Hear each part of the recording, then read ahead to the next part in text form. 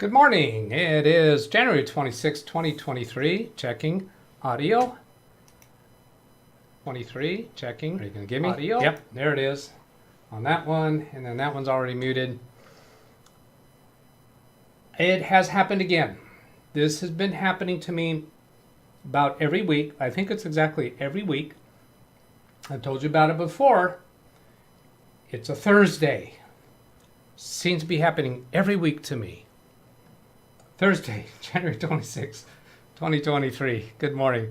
I have mainly two topics that I'm gonna run with today. One is the router from that Kerry Holzman sent me that was having issue for a client of his cutting off internet when a computer was uploading a movie to a Google Drive. I think I've been able to reproduce the symptom and basically substantiating what his suspicions were of the router, but I think I'm going to show that live. And then also some feedback from Martin Hogg on his experience with cloning to a new drive and having a drive that wouldn't boot. He's given me some information about that. So I'm going to start with showing you this router. Now, what's happening, I got to explain the setup, how I did this. I guess I can, let's see if that camera gives you a view. Okay, so there's the router, and then there's a computer that I'm referring to as SCC, and this is Baby Beast. I'm going to switch your view over to Baby Beast, and in the bottom right corner you'll see the wireframe globe indicating that it does not have internet connection. And that's because the router has blocked its internet connection, incorrectly so. And if I come back to this camera, I'll explain that I have the WAN, the Ethernet WAN from this router going to a LAN port on my Comcast router. And I have an Ethernet cable going to this computer and an Ethernet cable going to Baby Beast. So when I send a file from either of these two computers to Big Beast, which is on the WAN side of this router, I can get high throughput. Now, it doesn't serve me much point to upload files to my Google Drive because my upload speed here is only about 25 megabits per second. So I can't achieve the level that Kerry's client was achieving. But I can send to Big Beast and get nearly gigabit speed. This TP-Link router, the switch in it is gigabit. So even if Kerry's client has more than gigabit upload speed, that's pointless because you can only do gigabit through that switch of that router. I have tried uploading the files to my Google Drive and have had no problem with it. And I'm also able to upload to Big Beast. Now here's my test scenario. Here's what I set up. I'll click over here and show you the screen that I have. And I've captured this on video, but I haven't been able to capture the problem here. On the right half of the screen over here is the SCC computer, and you can see that lettering up here. On the right side of the screen is Baby Beast, and you see that it currently does not have internet connection. It's not because of the uploads, but I'm just going to explain what I was doing for the uploads. On the top half of each of these screens, the left side is a folder on the SCC computer that has two video files. This one is an 8 gigabyte. Let's see, are you seeing my mouse pointing there? I don't think you actually, no, you don't see my mouse pointing there. I have to reach to the SCC computer mouse to point to that. Oh, so those files there. I think you should be seeing that mouse movement in the upper left of your screen. Yes. So there's an 8 gigabyte video that is from my own video when I started recording and just let it go for a long time. This one on the left is, I call it Some Movie. It's a movie that I acquired from somebody who may or may not have a name. That movie may or may not have a name of the movie, and that movie may or may not be copyrighted content, since it was copyrighted content that Carrie's client was having trouble with. I can load both of those up to my Google Drive just fine through the TP-Link router, not a problem. But what I'm doing for the test is I'll drag these two over to this folder on the right, which is a folder that's on Big Beast build. So that's on the WAN side of this router. Now I can demonstrate that for you here. I'll select both of those, drag it over here. So it's going to do a copy. So that's going through the TP-Link router to through the WAN port to Big Beast build. And here it's showing a speed in the upper right, 48 megabytes per second. Now keep in mind that's megabytes, not megabits. So you multiply the bytes by 8 to get the number of bits. Down here I have a panel showing the activity of the router. Now one of the issues that I have seen, if I come down to the top for status and then scroll down, let's get scrolled down there. Oh, it's refreshing that screen because it might make me put in the password again. Yeah, it is. The password 123. When I first signed into this router, it made me create a new password. Of course, that's not a password that I will ever have on a router that's accessible from anywhere else. Then I go to the Advanced tab and Status and scroll down on Status and look at the CPU load. It's showing pretty low, but when I have both computers copying across, it slammed at 100%, just right away. Oh, this isn't actually running right now. So let's see if I do that. Does that CPU load go up? Okay, it gets all the way up to 100% when I'm doing both computers at the same time, but that's not what I'm going for right now. What I want to go for right now is why is Baby Beast blocked from the internet right now? I'm going to tell you some stories about that, and I'm going to do a little test and see if I can recreate the symptom during this operation. So the way that I'm going to do that is bring you over to the SCC computer and maximize this control screen for the router. And what I did is I started playing around with parental controls and security.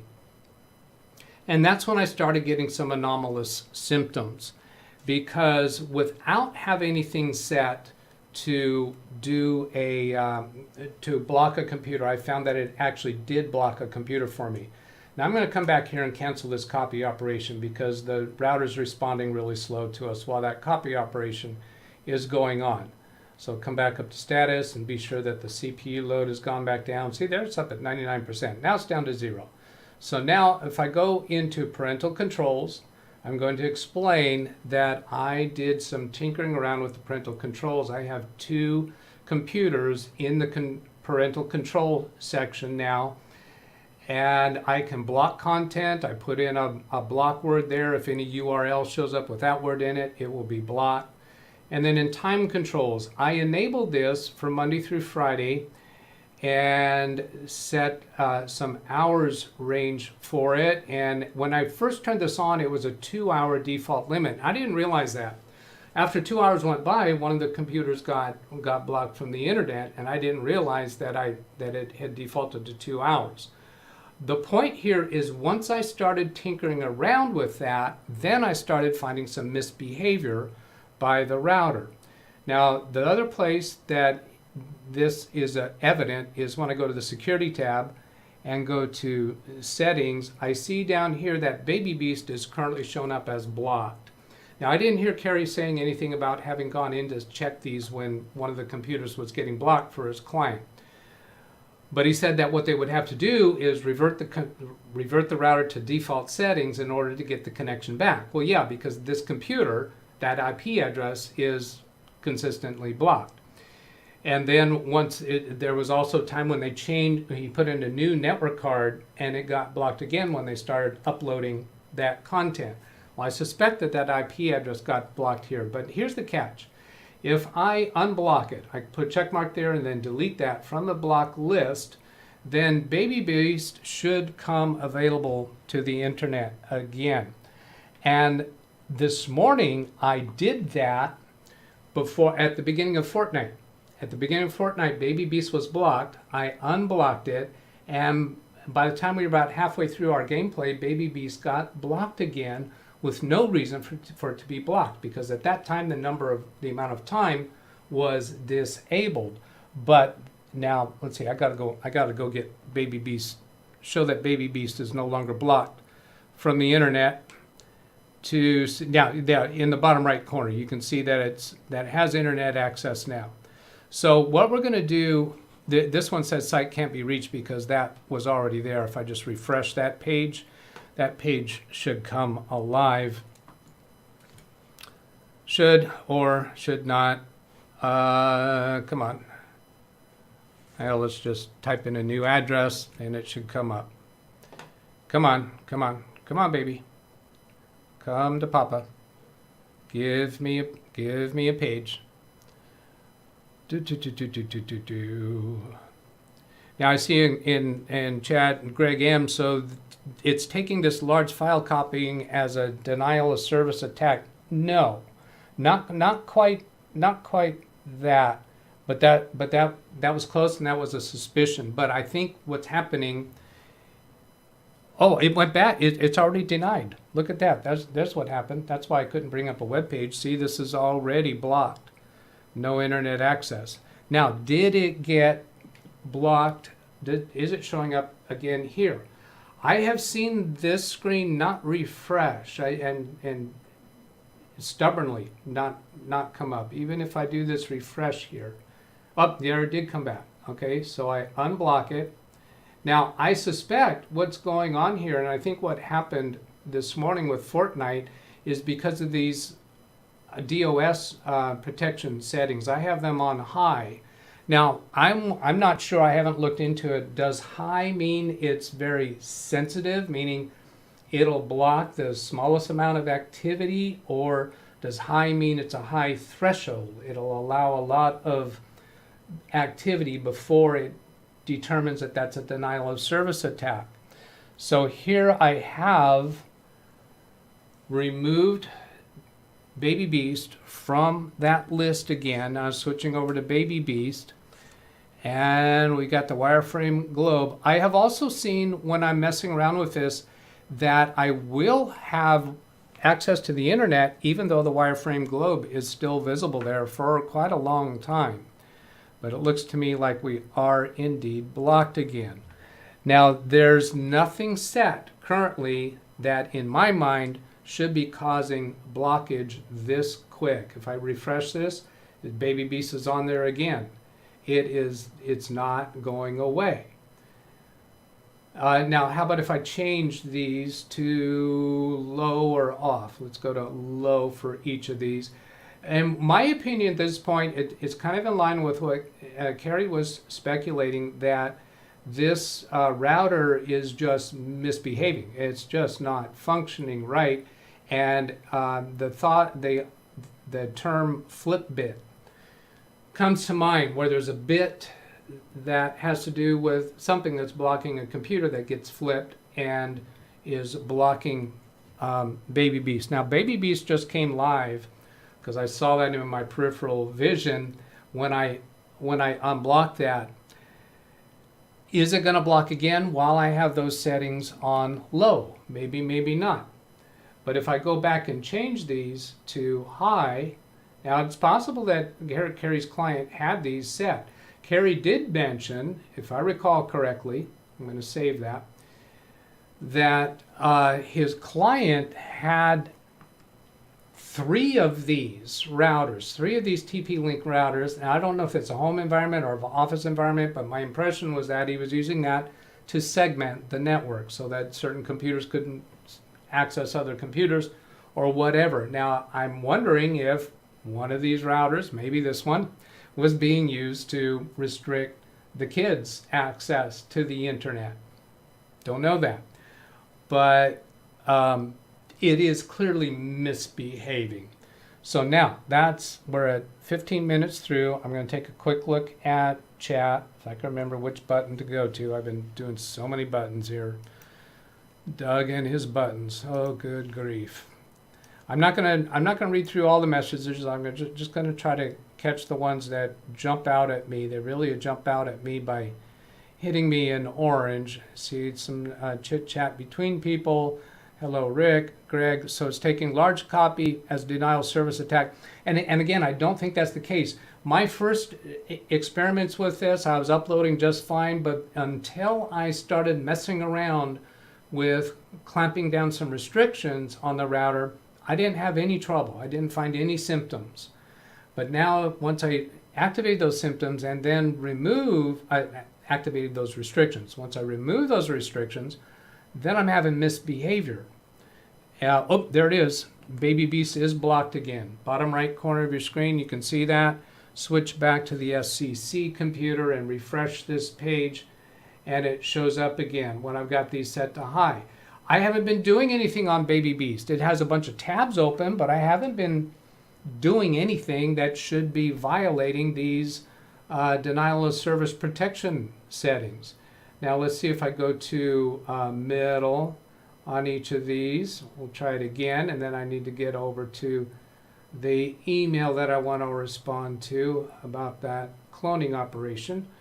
We'll save that and then delete Baby Beast from that block list. Come over to Baby Beast and verify that it's back up. I'll do a refresh on this page. I'll actually go click on one of these pages. There's a Ken Stout. Oh, that reminds me, I haven't checked to see if Ken Stout has a show this morning. So Baby Beast is back up live. Now I want to get over to Martin Hogg's email so we can cover some ground there, and then if I have time, I'll read into chat during the show. Otherwise, I'll read it afterwards. So here's Martin Hogg's email. He says, "Hi Doug, just a quick update for you. Good news. I am happy to report that whereas the cloning of my 500 gigabyte hard disk drive to new 1 terabyte SSD using Acronis did not boot, despite reporting as successful." Wait a minute, what? I'm happy to report that it did not work. Okay, well, let's read on. Of course, there's more to the story. When I use Macrim Reflect to do the same, it now works perfectly. So he did the clone with Macrim Reflect and it works perfectly. But he's got a question. What do you suggest is the best way to expand the active C partition to make the large unassigned grayed out partition 400 gigabytes usable? It is currently at the extreme right of the window and I need to move it right next to the C active so that the active partition can be expanded into the unassigned area. I'm going to explain a little bit about what's going on there for people who don't know. I've switched over to Macrim Reflect here. And let's suppose that I want to clone from this disk to this disk. Now, it won't work because they're different sizes. This is an 8 terabyte and this is a 2 terabyte. But this is as much as I could set up for this because I just got the email from Martin this morning. But when you go to clone a disk and then select a disk to clone to, I'm going to select disk 3 here. If you just click through these buttons to go next, next, next, it's going to take the size of the partitions on the original and put those on the source. But if you click on this copy partitions, you can choose this option for shrink or extend to fill the target disk. As far as what's the best way, that's the best way to do it. Because if you don't do that, if you just use the defaults by clicking through these buttons, it'll take whatever your partition size on the source and put that on the target. In Martin's case, he was going from a 500 gigabyte disk to a 1 terabyte, so the C drive was copied to the destination at that same size, and then there was another partition that's right after the C drive. Then there's the unallocated area. And he wants to extend that C drive to take up the unallocated area, but there's that other partition that's in the way. You could use some partition manager software to move that over. His question, what is the best way to do it? The best way to do it is do it the right way when you're doing the clone operation. And I'm sure Acronis has the same capability. But for him, Acronis was failing to boot after the operation was done. So it was click on copy partitions, choose this shrink or extend, and it'll automatically extend the C partition because it's smart enough to know that's the one that you want to use to fill up all the space, not one of the other system partitions that are involved. So that's my response to Martin. Let's go take a look and see how Baby Beast is doing. Baby Beast still has connection to the internet, and I'll go to another tab and verify that it still comes up.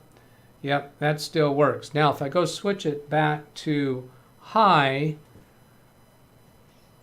filtering, is it going to misbehave again? And I'm calling that misbehaving because I wasn't doing anything on Baby Beast.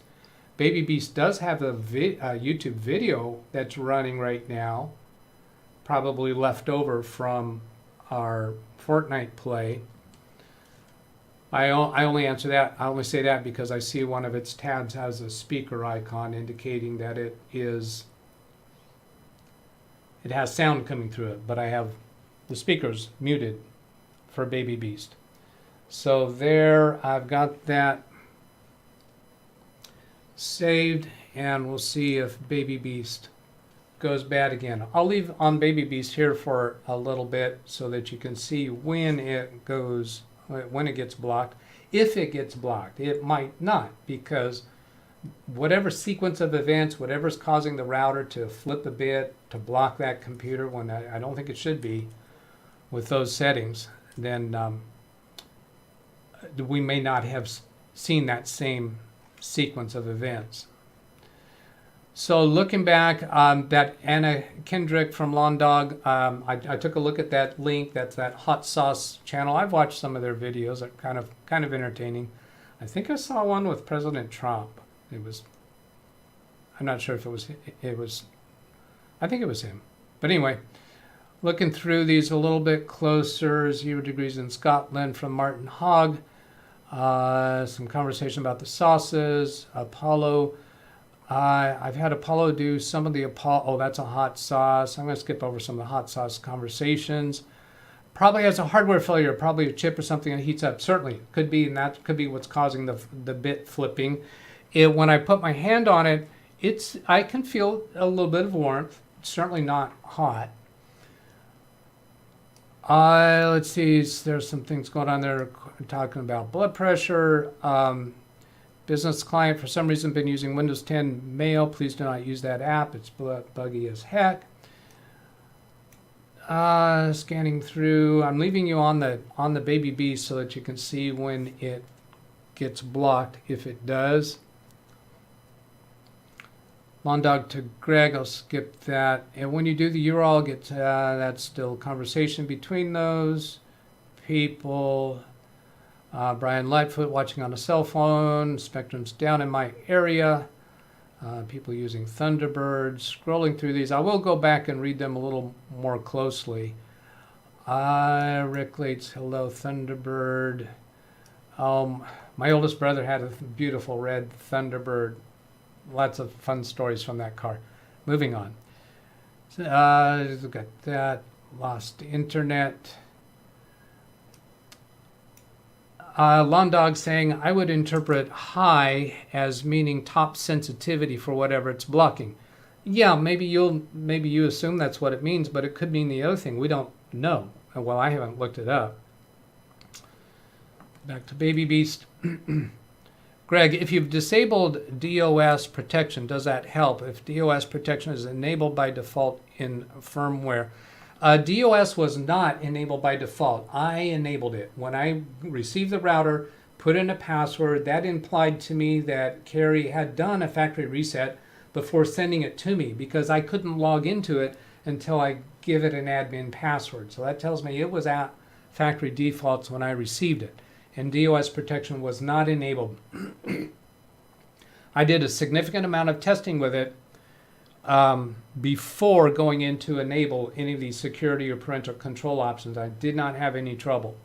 Wintermute giving us a link here about this. Let's see, show you back. Baby Beast still has connectivity. What is DOS protection? How to configure it? So low level, low thresholds. So low thresholds would be the most permissive. So they are thresholds, these words low, middle, and high. And it's telling us what those thresholds are in terms of packets. And were those actually, did those actually give me the ability to set those specific numbers? No, this is high. It doesn't give me an opportunity to set specific numbers like they show here. So each of these on high thresholds, well, now wait a minute, these numbers are backwards. Thresholds implies to me how much we'll let through before it blocks, but this is implying high threshold is 10, meaning it's only going to allow 10 packets through.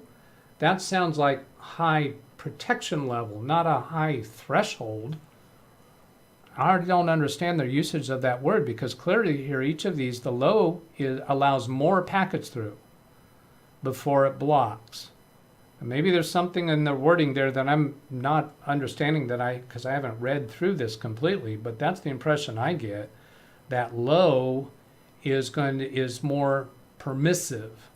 High is the least permissive, but when they say threshold means to me how big is the gateway? How much are you going to allow through? High threshold would mean you let a lot of stuff go through. But those numbers seem to be conflicting with that. I got to go check and see if Ken Stout has a show set up here. So I'll come over here to customization, redirect, and videos from other channels. See if there's anything here from Ken Stout. Boxton, no. Josh, Grandpa Doug, Dennis, no. Let's see, that is Dennis's show tomorrow, so that's too far away to do a redirect to it. Then I want to get back to chat. Quarter stick of dynamite will fix it. Yeah, well, that was what Kerry did. He just replaced it. Now, he said that they have 3, my understanding was 3 of these TP-Link routers. The same model, and I didn't hear him specifically say that. But my suspicion is if the settings were ever toyed around with since the last factory reset, that could have been an issue. Now, Kerry said that they were doing factory resets. Let's take a look at Baby's okay. That they were doing factory resets in order to get the blocked computer back on. But then he also said that they would restore the configuration file. So I'm suspecting when they restored the configuration file, that was bringing up the set of circumstances that causes a computer to be incorrectly blocked. For whatever reason, and I suspect it's due to misbehavior on this. Now, it could be that they actually had it configured in such a way that was blocking, and it certainly could be that they were wanting to block these denial of service attacks and not realizing that that seems to have an adverse impact on this blocking. Now, I haven't been having to upload files in order to get it to block a computer. I can just let the computer sit idle and it will block the computer. What that tells me, yeah, the router's misbehaving. In Kerry's experience of that symptom, my understanding was that they would reset to factory defaults, reload the configuration file, and then start uploading copyrighted content, and the client was saying, I think Google is blocking me because of this copyrighted content. And perhaps if they would have done some other experiments, they might have found that the computer would get blocked in other circumstances than just uploading the file. Sounded to me like they were resetting to factory defaults, reload the configuration file, and then first thing they would do is go try to upload a file, and it would the computer would lose internet connection after a period of time. If they let the computer just sit for hours, would it lose internet connection? Don't know if they tried that. And nobody cares now. We're far enough down the line on this that just say, the router's fouling up. Let it go. So I don't have to end at the bottom of the hour for Ken. So I'll just catch up a little bit with Chad. I'm not going to go over time much. I have seen that notification the computer had network connection. Don't think there's a show today. Synology router has the ability to report outside intrusions. I actually had to turn it off because the notifications were so constant.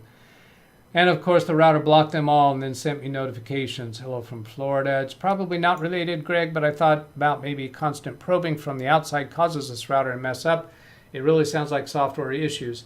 There are bots out there that are constantly probing for open ports, and the WAN side of your router would be getting hit with that a lot, and should be configured to block that. Let's see, or use a free partition manager to expand or create a new drive. My thought there is that, well, he just did this clone operation, so it's not a big deal to go back and redo the clone operation rather than go get a partition manager, install it or run it, figure out how to make it work. And he was asking what's the easiest way to do it. The easiest way in Macro and Reflect is to do it when you're doing the clone operation. Disk management cannot do that. Yes, disk management can expand a partition, but it cannot move a partition to a different location. So if I go over here to disk management, I can right click and I can shrink a partition, and it doesn't take long to do it. I'll go ahead and shrink this one. I'll let it shrink at the maximum amount that it can shrink to, and it shrinks it down. But the problem is for Martin is, let's suppose this M drive down here is the C partition, and there's another partition right next to it, and then there's unallocated space further out to the right. Well, you can't move this partition, you can't drag it out to the right using disk management that's built into Windows 10. Well, that's taken longer than I thought to shrink that down. I did just test shrinking a partition before going live this morning, and it did that a lot quicker. I'll come back over here. Probing of routers ongoing. Those notifications can become annoying. Rick says he's used Mini Tool for moving partitions, I suppose. I'm going to start skipping a little bit. Martin, thanks for telling me what I should have done. However, can I do anything with the new drive to fill the space? Meaning you want to expand the C drive to fill that space. Of course, you could create a new partition. When I get that unallocated space, you can right click in it and create a new partition there. It's going to be a different drive letter, so you could do that easily from within the Windows 10 system. Yeah, but if you want to expand your C drive through that, then you would have to use some kind of a partitioning tool or the other things that the guys are suggesting here in chat. Be worried about something's going on with Baby Beast to cause the router to see an attack. I don't think there's anything going on with Baby, since this router has a history of that. But that was a reasonable concern. Zvi, maybe one of the tabs are auto-refreshed, then you have network traffic. Well, yeah, let's go back over here to Baby Beast, and I'll show you that I do have a lot of tabs open, and there's this one with the speaker icon up here, which indicates there is a video running, actively running in that tab right now. And there it is. And then here's another one that's actively running. So there's two tabs that are actively running right now. But should those be identified as denial of service attack, watching a video? That doesn't make sense. Not in any world. So right now I had that on high, right? And it still hasn't failed. I think I saved that when I put those back on high, didn't I? Let's click save there again. Oh, now it's asking me to log in again. Password 123 with a capital P.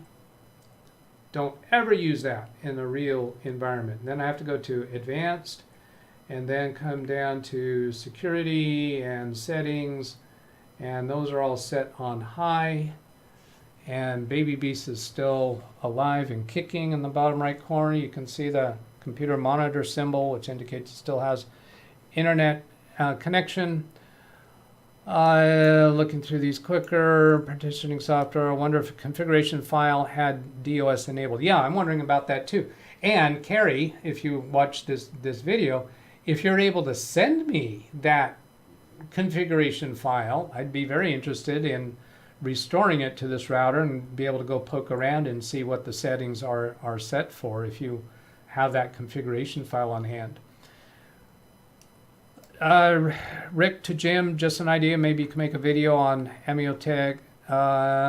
Moving on. Similar TP-Link router from Danielle. It was not clear to me if it was still safe to use as many years passed since the last firmware update. If you consider yourself to be a high-value target that somebody might be specifically going after you, then probably not. But if you're like the rest of us, I doubt that it's an issue. Jim says he would replace any router over more than 5 years old. Difference of opinion. I don't.